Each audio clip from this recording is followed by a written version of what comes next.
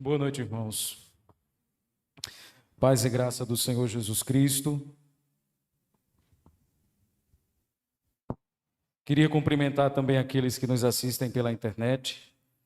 O meu desejo nessa noite de hoje, minha oração, é que Deus fale profundamente às nossas almas.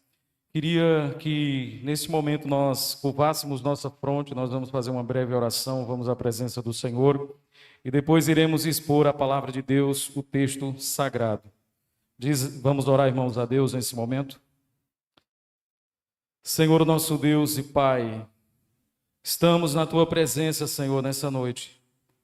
Estamos na Tua presença cobertos pelo sangue do Teu Filho Jesus Cristo, Pai. Reconhecendo que todo o mérito está nele, não em nós, Pai.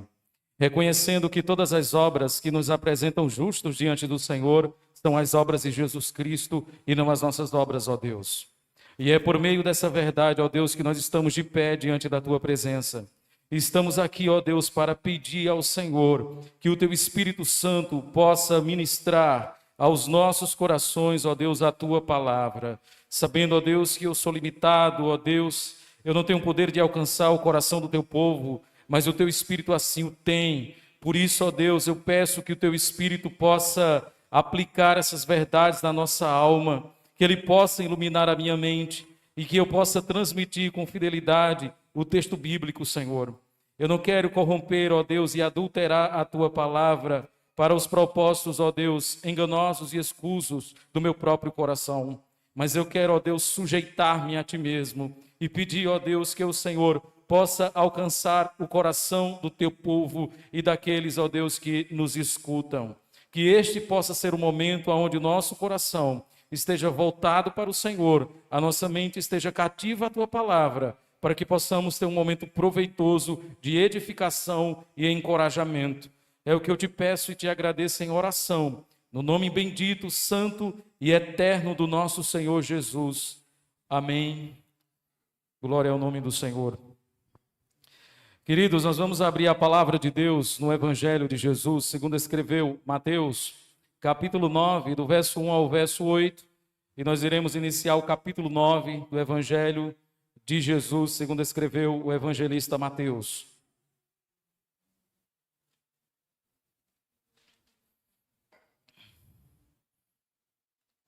E hoje nós iremos falar sobre a autoridade de Jesus para perdoar pecados. E nós vamos fazer isso à luz desta perícope, ou desse bloco textual aqui, do verso 1 ao verso de número 8. Está escrito assim na palavra de Deus, acompanhe comigo a leitura na sua Bíblia. Entrando Jesus num barco, passou para o outro lado e foi para a sua própria cidade. E eis que eles trouxeram um paralítico, deitado no leito. Vendo-lhes a fé, Jesus disse ao paralítico: tem bom ânimo, filho, estão perdoados os teus pecados. Mas alguns escribas diziam consigo: ele blasfema. Jesus, porém, conhecendo-lhes os pensamentos, disse: por que cogitais o mal no vosso coração? Pois qual é mais fácil, dizer, estão perdoados os teus pecados, ou dizer, levanta-te e anda? Ora, para que saibais que o Filho do Homem tem sobre a terra autoridade para perdoar pecados, disse então ao paralítico: levanta-te, toma o teu leito e vai para a tua casa. E levantando-se partiu para casa. Vendo isto, as multidões possuídas de temor glorificaram a Deus que dera tal autoridade aos homens. Somente até aqui, meus irmãos. Queridos, Mateus, o evangelista que escreveu o seu evangelho, ele está aqui buscando persuadir o povo judeu de que de fato Jesus, ele é o Messias escolhido por Deus para libertar o povo de Israel dos seus próprios pecados. Mateus já fez uma série de narrações de eventos milagrosos que o nosso Senhor Jesus Cristo ele fez, mostrando que ele tinha autoridade sobre as enfermidades ao curar os enfermos e doentes, mostrando que ele tinha autoridade sobre os demônios, quando ele expulsou pessoas que estavam possuídas por espíritos malignos. Também mostrou que Jesus tem autoridade sobre as forças da natureza, quando ele acalma a tempestade no mar da Galileia. E agora ele vai mostrar que Jesus tem autoridade sobre o pecado, mostrando que ele pode perdoar pecados. Ao arrogar toda essa autoridade para o nosso Senhor Jesus, Mateus está buscando provar para o povo judeu que de fato Jesus foi o Messias escolhido pelo Senhor. Ele não era uma fraude, ele não era um embuste, ele não era uma mentira, ele era verdadeiramente o Filho de Deus. Portanto, o Evangelho de Mateus, eu poderia dizer que é esse tratado apologético em defesa de Cristo como Filho de Deus enviado a esse mundo. No último domingo, a gente viu os feitos de Jesus na região de Gadara, quando eles atravessaram o mar da Galileia e chegaram à província dos Gadarenos. E ali a gente percebeu o poderoso milagre que Jesus Cristo ele fez ao expulsar os demônios daquelas duas pessoas que viviam nos cemitérios, se ferindo com pedras, e que as pessoas de Gadara tinham um medo terrível e grande daquelas pessoas, pois eles eram homens violentos. Depois que Jesus ele é rejeitado em Gadara, depois que a cidade rejeita ele, por causa do prejuízo financeiro que aconteceu, quando os demônios adentraram a manada de porcos e se precipitou do despenhadeiro abaixo, caindo no mar da Galileia, Jesus novamente pega o barco e retorna à sua cidade. A ideia do retorno à sua cidade é a ideia do retorno de Jesus novamente a Cafarnaum, aonde ele fez vários milagres e vários sinais. Hernandes Dias Lopes, ele vai dizer que Cafarnaum é, na verdade, o quartel-general de onde Cristo exerceu o seu ministério. Logo, Cafarnaum é uma cidade estratégica do ministério de Jesus. É uma cidade onde Jesus Cristo operou diversos milagres. Em Cafarnaum ele expulsou demônios, em Cafarnaum ele curou a sogra de Pedro, e em Cafarnaum agora nós temos o relato da cura de um paralítico. Então o povo de Cafarnaum, o povo desse vilarejo, viu milagres extraordinários feitos por Jesus. E depois Jesus condena Cafarnaum por causa da incredulidade dela diante dos grandes milagres e feitos que Jesus realizara naquela aldeia. Então, meus irmãos, a ideia de Jesus pegar o barco e voltar para a sua cidade é ele retornando novamente para Cafarnaum. Porque o autor bíblico diz que era a cidade de Jesus? Porque Jesus provavelmente tinha uma casa em Cafarnaum, como Pedro também tinha uma casa em Cafarnaum. Então Jesus residiu por um tempo em seu ministério no vilarejo de Cafarnaum. Então ele volta para Cafarnaum, é o que diz aí o verso de número 1. Entrando Jesus no barco, passou para outro lado e foi para a sua própria cidade, ou seja, Cafarnaum. E eis que eles trouxeram um paralítico deitado no leito. Vendo-lhes a fé, Jesus disse ao paralítico: tem bom ânimo, filho, estão perdoados os teus pecados. Meus irmãos, eu quando olho para essa narrativa bíblica, para os feitos de Jesus em Cafarnaum, eu poderia imaginar comigo mesmo como essa cidade viu tantos sinais miraculosos que Cristo Jesus ele fez ao curar pessoas, ao expulsar demônios, ao curar um paralítico. E mesmo assim essa cidade foi condenada por Jesus, porque ela permaneceu na incredulidade. Jesus falou que se em Sodoma e Gomorra fossem feitos os milagres que foram feitos em Cafarnaum, muitos teriam se convertido. Ou seja, nem Sodoma e Gomorra, que foi destruído com fogo e enxofre, chegou a tal ponto.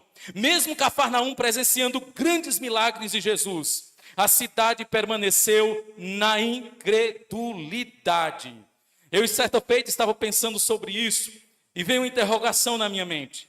Se Jesus falou que se em Sodoma e Gomorra fossem feitos os milagres que foram feitos em Cafarnaum, muitos teriam se arrependido e se convertido. A pergunta é, por que não foi feita em Cafarnaum, por que não foi feita em Sodoma e Gomorra os milagres? Por que foi feita em uma cidade que Jesus sabia que eles não iriam crer? E a incredulidade ficaria evidenciada. Por que não foi feita em uma cidade que ele sabia que iria crer se os milagres fossem feitos? Se os milagres fossem feitos em Sodoma e Gomorra, ela teria sido preservada. Mas os milagres não foram feitos em Sodoma e Gomorra. Todavia, mesmo sabendo que os cidadãos de Cafarnaum iriam se manter incrédulos, os milagres foram feitos lá. E a cidade demonstrou sua própria incredulidade. Sabe o que eu vejo, irmãos, diante dessa realidade? Que o nosso Deus é poderoso para salvar quem Ele quiser. Ele é poderoso para salvar quem Ele desejar. Quem somos nós para dizer com quem Deus deve exercer misericórdia? A misericórdia não pertence a nós. A misericórdia pertence a Deus. Porque mesmo sabendo que uma cidade creria se houvesse milagres, Ele não fez. E mesmo sabendo que uma cidade não iria crer, ainda que houvesse milagres, Ele fez. Então isso mostra o quanto o nosso Deus é soberano na salvação dos homens, na salvação dos pecadores. Mesmo Cafarnaum sendo o centro de milagres, a cidade permaneceu incrédula.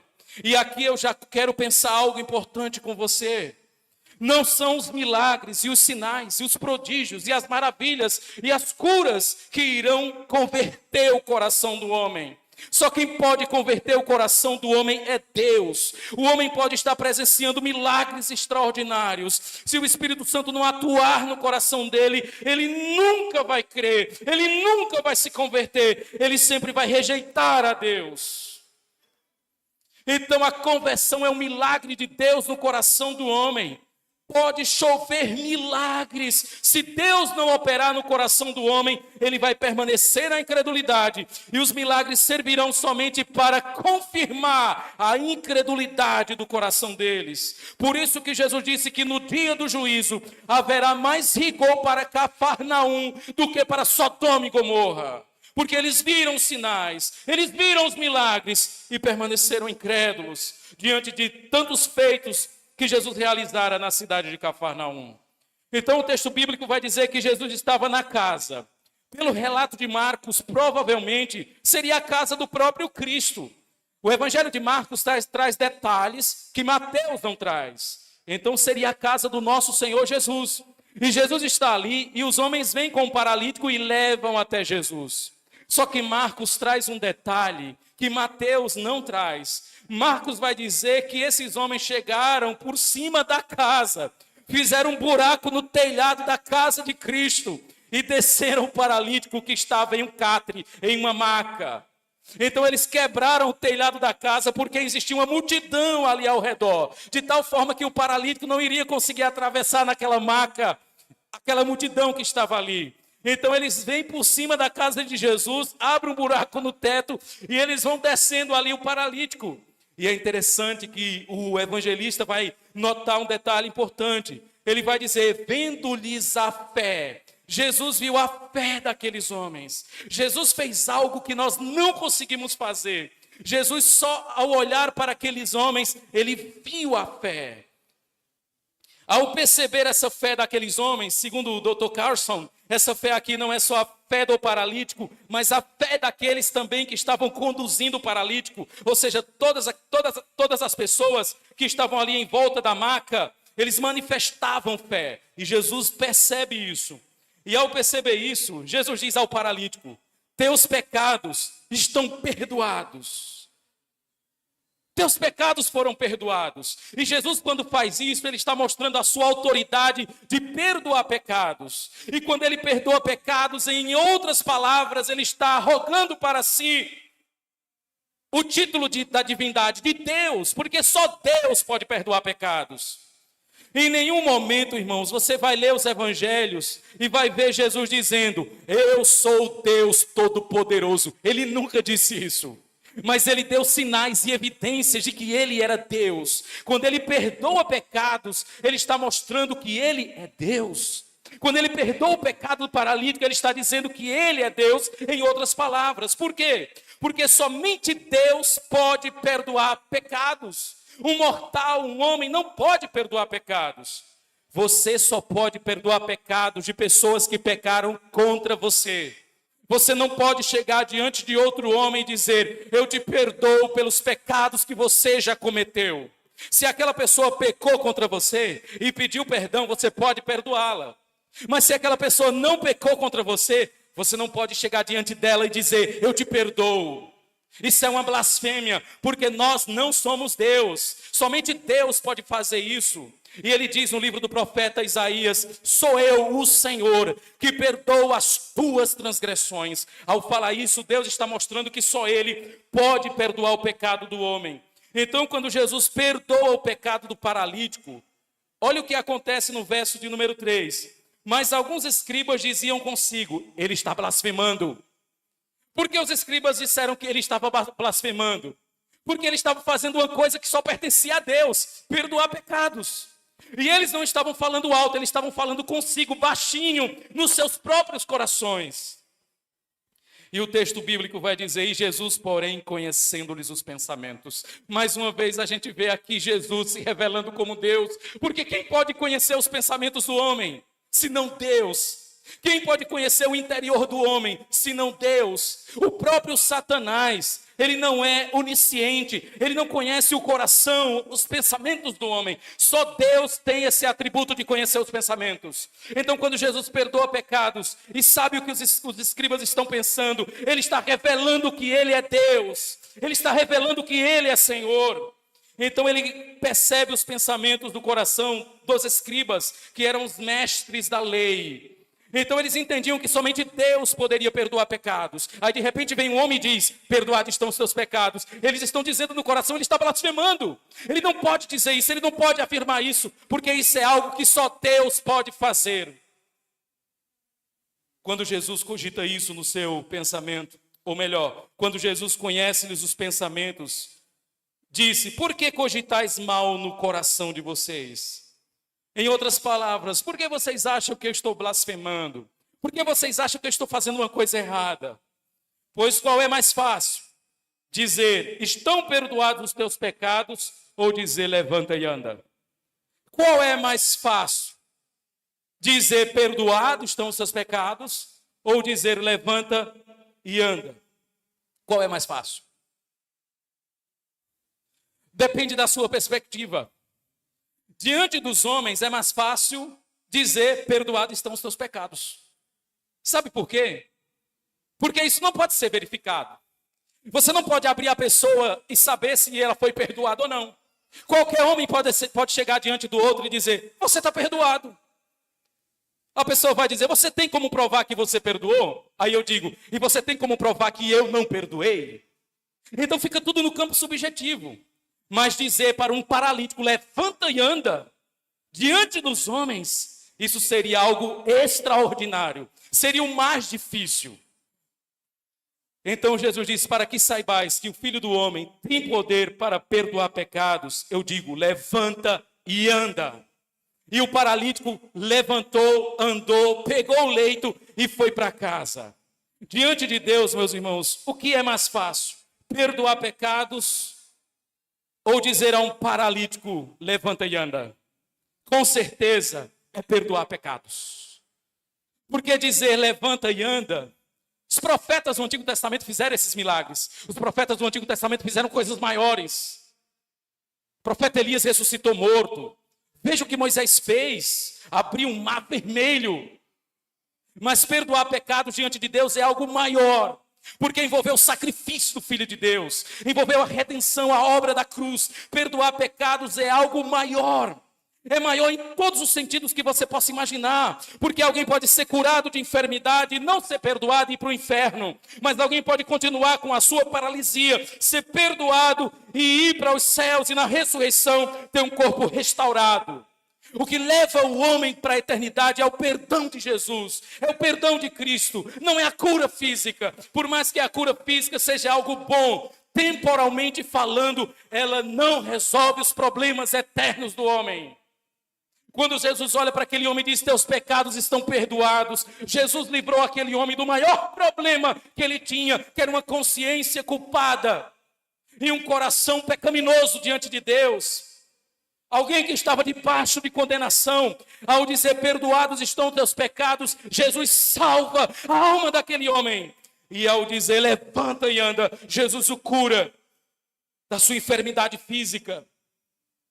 E veja o que diz a palavra de Deus ainda. Ora, para que saibais que é o Filho do Homem aqui é um título que arroga a autoridade de Jesus. Tem autoridade para perdoar pecados. Disse ao paralítico: levanta, toma o teu leito e vai para a tua casa. E levantando-se partiu para casa. Olha a reação da multidão, no verso 8. Vendo isto, as multidões possuídas de temor glorificaram a Deus, que dera tal autoridade aos homens. Olha que interessante. A primeira reação que a multidão teve aqui foi de temor. Eles ficaram com medo diante do feito extraordinário que Jesus realizara. Ao curar o paralítico, ele mostrou que tem autoridade para perdoar pecados. Então a multidão fica cheia de temor diante desse feito. Segundo, eles glorificam a Deus. Eles exaltam ao Senhor. Por quê? Porque Deus dera tal autoridade aos homens. E aqui, meus irmãos, o verso 8, você pode olhar para ele e pensar o seguinte: pastor, o senhor acabou de dizer na introdução que as pessoas de Cafarnaum rejeitaram Cristo, permaneceram na incredulidade. E aqui está dizendo que eles glorificaram a Deus, ficaram cheios de temor, porque Deus dera autoridade aos homens. Será que esse povo não se converteu? Claro que não.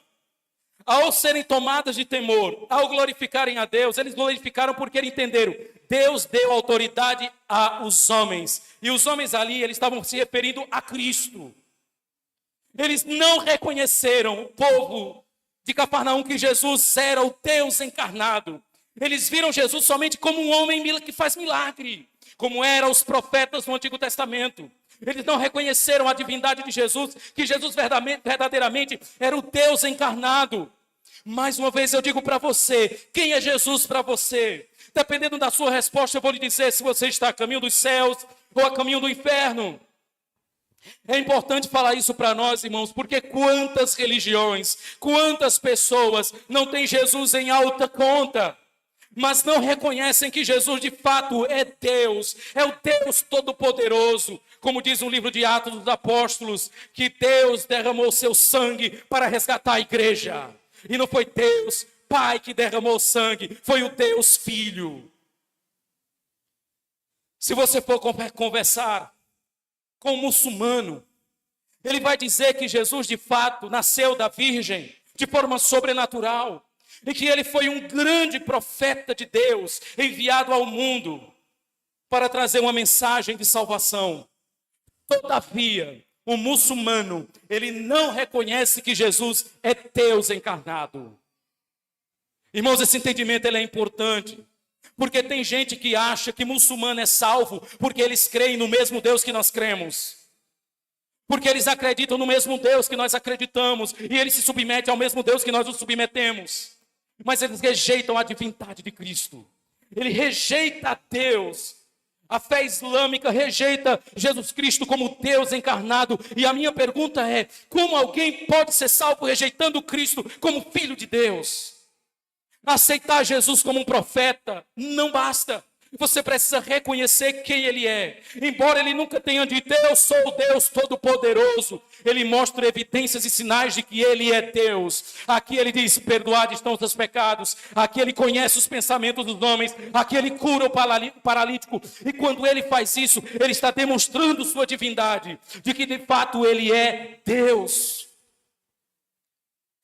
Existem alguns teólogos que vão dizer que muçulmanos, eles podem ser salvos mesmo rejeitando Jesus por causa da sua fé sincera em Deus, ao qual ele chama Allah, que é o nome árabe para Deus. E a minha pergunta é: como é que alguém pode ser salvo rejeitando Cristo? O único mediador entre Deus e os homens, o sumo sacerdote que intercede por nós diante de Deus. Não tem como o homem ser salvo rejeitando Jesus Cristo. Ele pode até ser uma pessoa moralmente correta, buscar fazer as coisas de forma certa, buscar ter uma boa índole e uma boa moral, mas se ele rejeitar Jesus Cristo, ele não passa de um moralista cheio de autojustiça e debaixo da ira de Deus.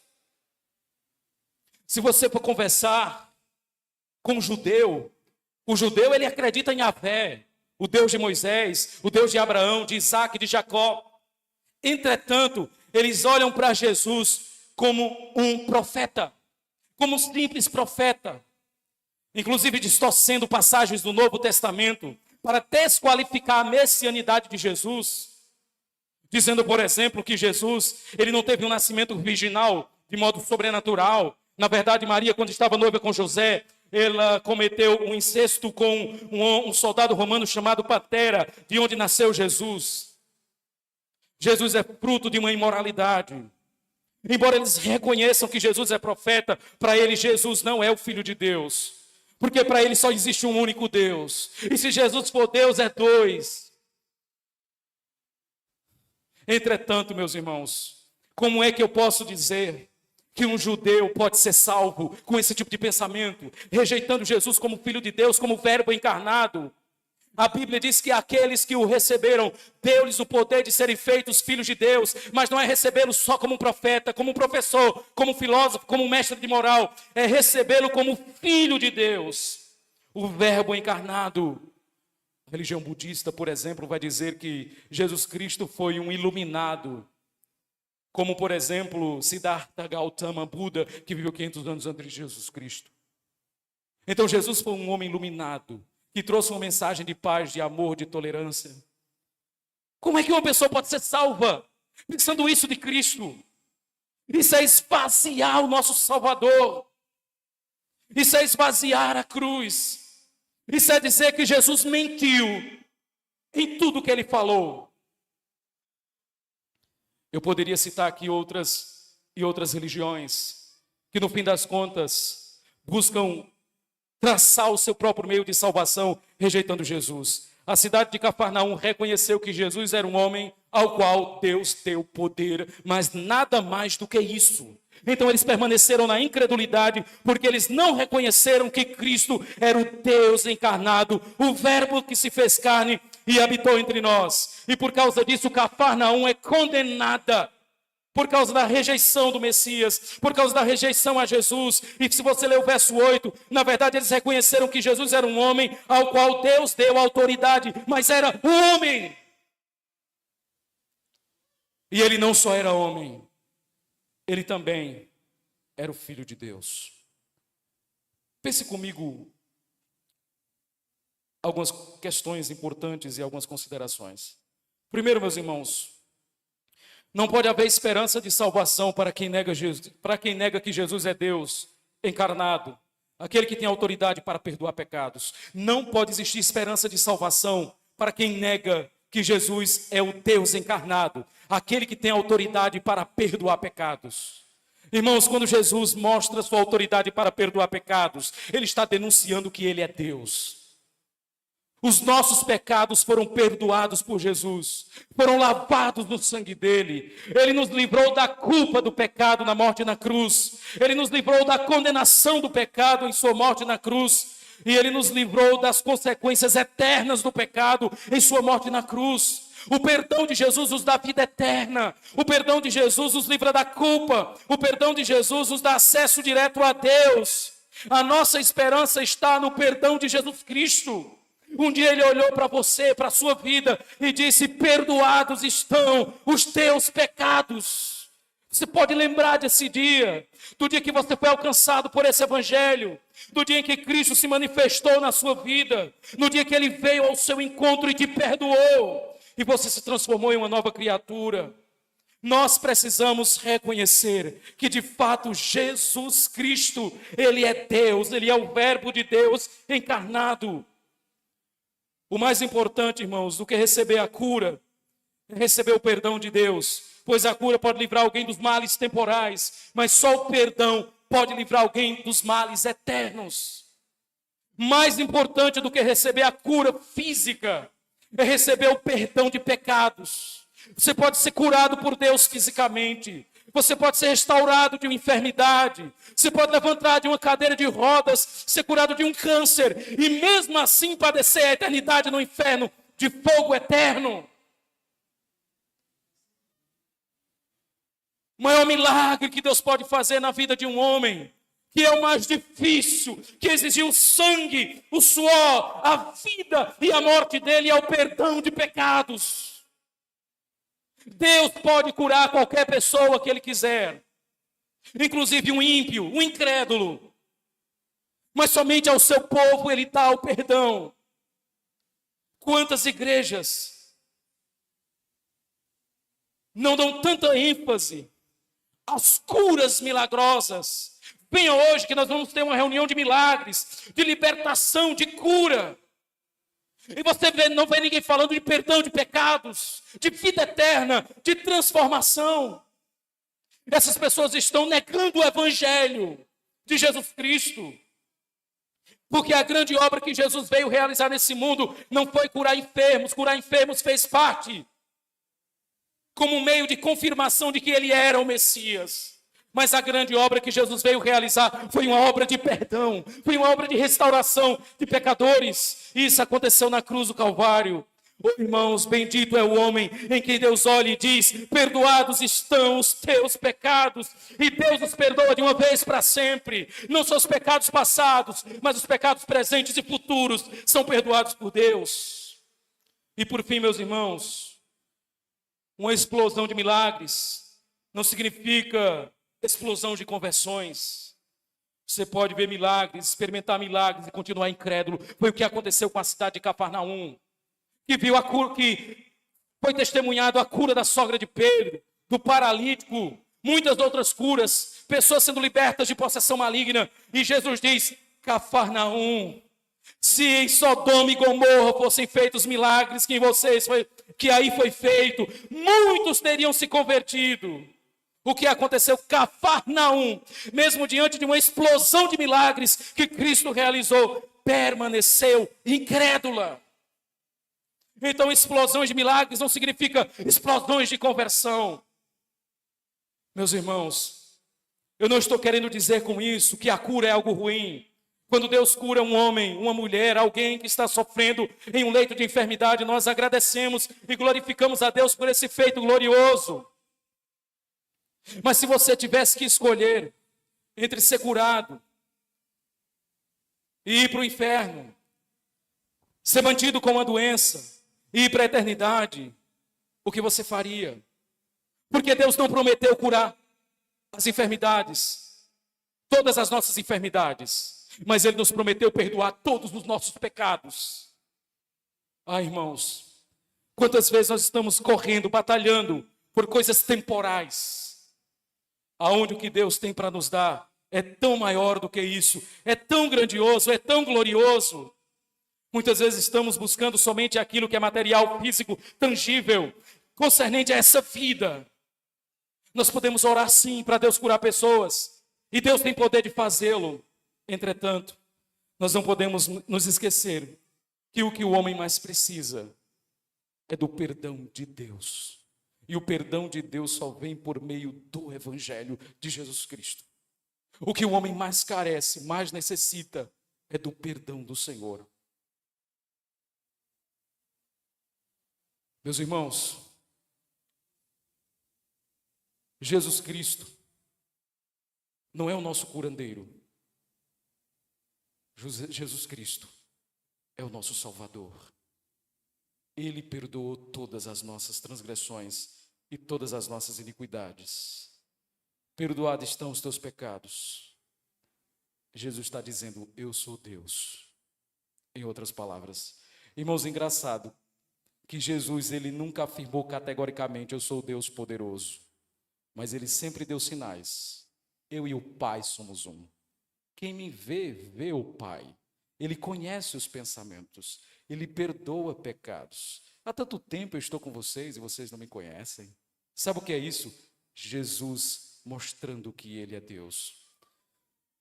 Sabe qual foi o momento nas Escrituras em que alguém reconheceu claramente que Jesus era Deus? Em que nós temos narrado nas Escrituras alguém chamando Jesus de Deus. Você sabe onde é que acontece isso? Quem chama Jesus de Deus é o mais incrédulo dos discípulos, ou mais cético. Quem é que faz isso? Tomé. Quando Jesus ressuscita, ele diz: eu só crerei se eu tocar nas suas mãos e nas suas chagas laterais. Jesus aparece: estou aqui. O que é que ele faz? Meu Senhor e meu Deus. O cético Tomé é o primeiro discípulo que claramente abre a sua boca e diz: meu Deus. Irmãos, Jesus de fato, ele é o Filho de Deus, ele é o Deus encarnado. Eu não sei o que você já estudou e já viu, talvez na faculdade, na escola, em livros, que tentam desfigurar a realidade de quem Jesus é. Mas eu queria dizer para você que as Escrituras é muito clara quanto à divindade do nosso Senhor Jesus Cristo. Jesus, ele é Deus. Eu queria nesse momento que você ficasse de pé. Os testemunhos de Jeová, aquele pessoal que bate de porta em porta na hora do almoço para entregar suas literaturas, eles vão dizer que Jesus é Deus. Mas ele não é Deus Todo-Poderoso, mas ele é um Deus que criado pelo Deus Todo-Poderoso. Ele não é pré-existente. Irmãos, Jesus Cristo, ele é Deus. Quando você ora a Jesus, você está falando com Deus. Quando você diz que Jesus é seu Salvador, você está dizendo que Deus é seu Salvador. Quando você diz que Jesus perdoou seus pecados, você está dizendo que Deus perdoou os seus pecados. Por mais que muitas pessoas aí fora venham atacar a divindade do nosso Redentor, Cristo como Deus, as Escrituras é muito clara. Ele é o nosso Senhor e Ele é o nosso Deus. Ele é a imagem visível do Deus invisível. Feche os seus olhos nesse momento. Oh Deus, estamos diante, Pai, de uma realidade tão gloriosa, aonde vemos, Senhor, o nosso Redentor provando ser quem Ele disse que era. Ele tem autoridade sobre o reino das trevas, sobre a força da natureza, sobre as doenças e enfermidades e sobre o pecado. Ó Deus, o nosso Redentor, Ele tem poder para perdoar pecados. E nessa noite, ó Deus, quantas pessoas aqui não foram perdoadas por Jesus Cristo, na sua vida, na sua história. Tiveram seus pecados perdoados por Ele, mostrando, ó Deus, que Ele verdadeiramente é o Verbo encarnado. Oh Jesus Cristo, eu oro nesse momento, me imponho, ó Deus, humilhado diante da Tua face adorada, e quero, ó Deus, reconhecer que verdadeiramente o nosso Cristo, Ele é o Deus Todo-Poderoso, Criador dos céus e da terra. Tudo foi feito por Ele, sem Ele, nada do que foi feito se fez. Ele é antes de tudo, o princípio, o fim, o alfa, o ômega, o soberano, aquele que tem todo o poder e autoridade nos céus e sobre a terra. Oh Deus, o nosso Cristo é mais que um profeta. O nosso Cristo é mais do que um sacerdote. Ele é mais do que um rei. Ele é tudo isso para nós. Mas acima de tudo, Ele é o Verbo divino que se fez carne. Ele é o nosso Senhor e o nosso Deus. Oh Pai, que nessa noite de hoje, Senhor, nós venhamos reconhecer essa autoridade e esse senhorio do Senhor Jesus Cristo. Ele é o único caminho, verdade e vida. Ninguém pode chegar ao Senhor senão por Ele. Ó Deus, e um dia nós temos na Tua palavra uma grande esperança de que um dia estaremos face a face com Ele, vendo como Ele é. Ó Pai, traz ao nosso coração, Pai, alegria em saber que nós não servimos a um homem qualquer, nós servimos ao Deus Todo-Poderoso. Obrigado, ó Deus, por tudo, porque mesmo sem vermos os milagres que aconteceram em Cafarnaum, nós recebemos o perdão de Cristo e nós fomos libertos, Senhor, do maior problema que nós tínhamos, e esse problema nosso era com o Senhor. O Senhor nos perdoou. O Senhor bebeu o nosso cálice, suportou a nossa cruz, morreu por nós. E hoje podemos, ó Deus, verdadeiramente dizer que somos perdoados e lavados no sangue do teu Filho Jesus Cristo. Obrigado, Pai, por esse momento. Em nome de Jesus. Amém.